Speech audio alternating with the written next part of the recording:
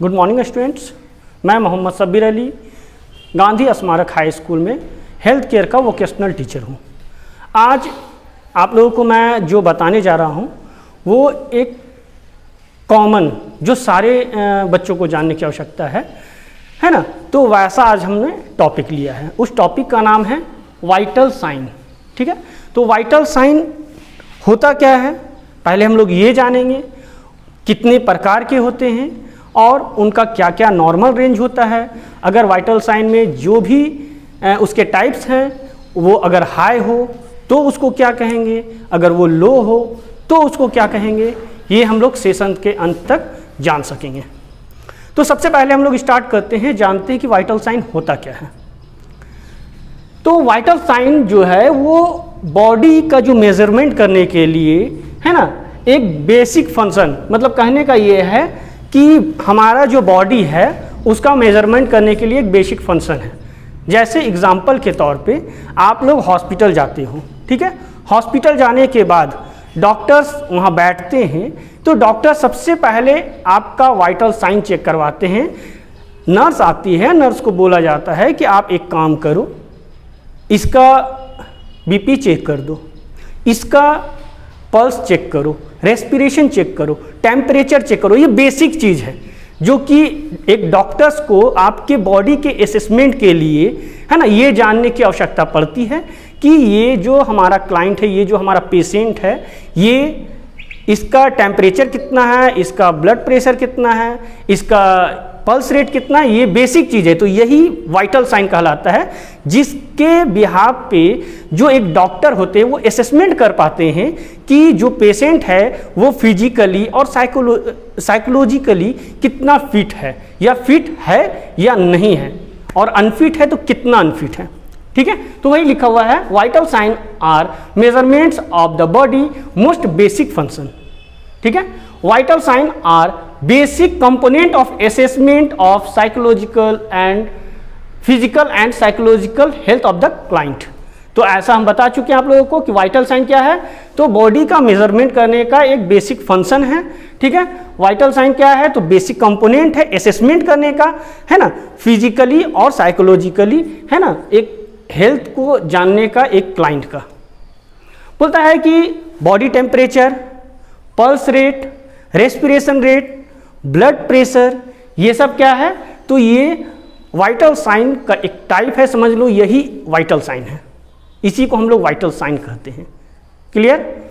अच्छे, हम लोग ये तो जान गए कि हम लोग हॉस्पिटल्स गए, वहाँ गए डॉक्टर्स के पास, तो वो जब वाइटल साइन हमारा चेक करने के लिए बोला तो हम लोग ये जान गए कि हमारा 4 टेस्ट होने वाला है।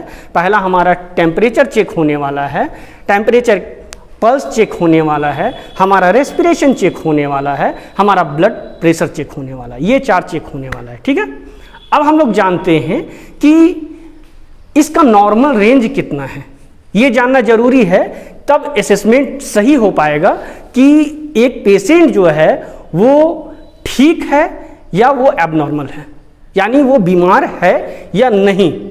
वो हमारा जांच करने के लिए जब हम नॉर्मल रेंज पे जाएंगे तब हमको पता चलेगा कि वो बीमार है या नहीं है। तो हम लोग देखते हैं सबसे पहले टेम्परेचर। हम लोगों का बॉडी टेम्परेचर नॉर्मल कितना होता है, 98.6 डिग्री फ़ारेनहाइट होता है ना। इसको सेंटीग्रेड में अगर देखा जाए, सेल्सियस में देखा जाए, तो ये 37 डिग्री सेंटीग्रेड होता है। ठीक है, तो अगर इससे कम या इससे ज़्यादा रहेगा तो हमारा बॉडी जो है वो हम अपने आप को एब्जॉर्ब नहीं कर पाएंगे और हम बीमार पड़ जाएंगे। ठीक है, एडजस्ट नहीं कर पाएंगे, और हम अगर अधिक होने लगेगा तो हमारा फिर सारा बॉडी जो है, चाहे वो ब्लड सर्कुलेशन है या जो भी हमारा शरीर का ऑर्गेन्स है, वो काम करना थोड़ा स्लो कर देगा, है ना। तो उससे प्रॉब्लम क्रिएट होना स्टार्ट हो जाता है, चाहे इसमें से कोई भी फंक्शन अगर नॉर्मल ना हो तो।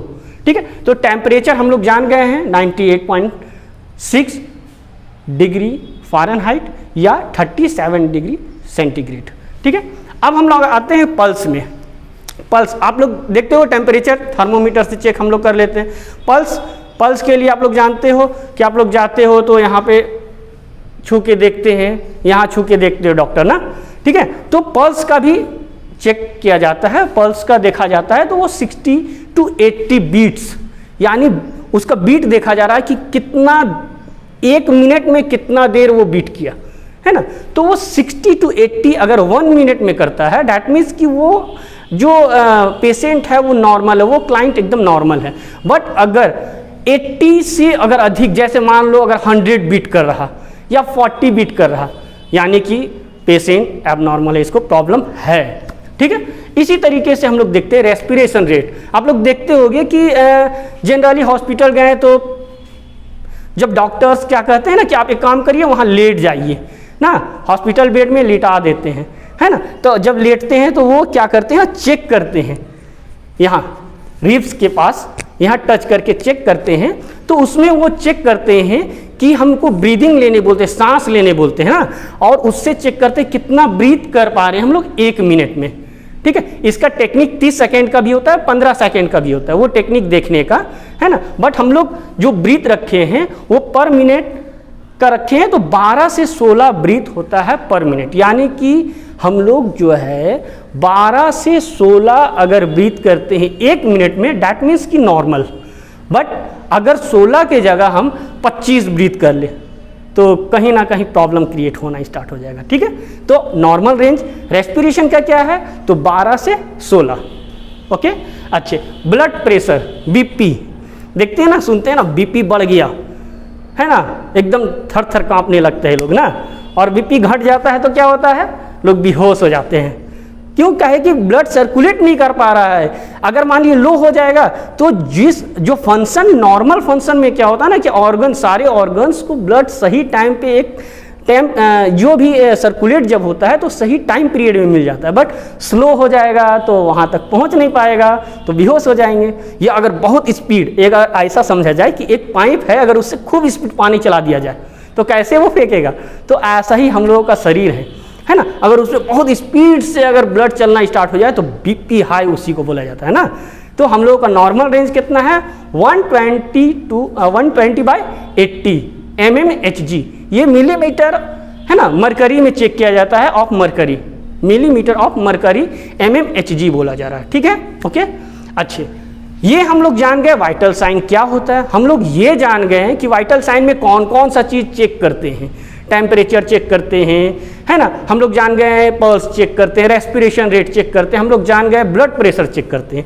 अब हम लोग जो जानने वाले हैं वो ये जानेंगे कि अगर ऐसा हो कि ब्लड प्रेशर या जो भी लो होगा तो उसका क्या नाम होता है, और अगर हाई हो जाए तो उसका क्या नाम होता है, ठीक है।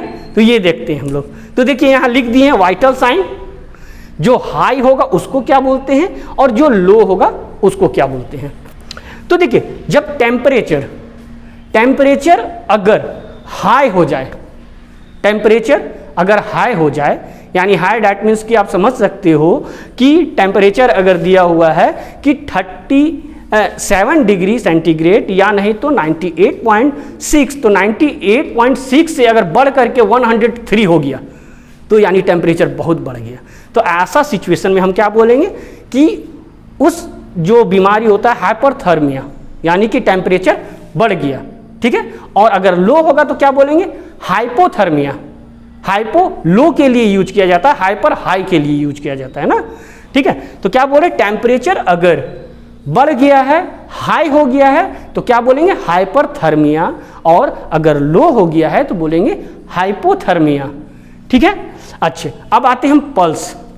पल्स अगर हाई हो गया है तो क्या बोलेंगे, टैकीकार्डिया, है ना, और लो हो गया है तो ब्रैडीकार्डिया, ठीक है।